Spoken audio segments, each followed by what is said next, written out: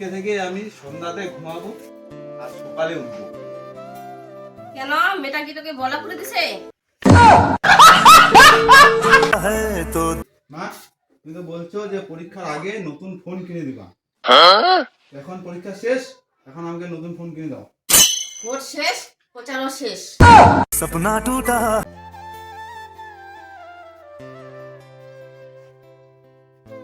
মা, শোনো না, যদি ধরো তোমার 50,000 টাকা লটারিতে লাগে, ওই টাকাটা কি করবা?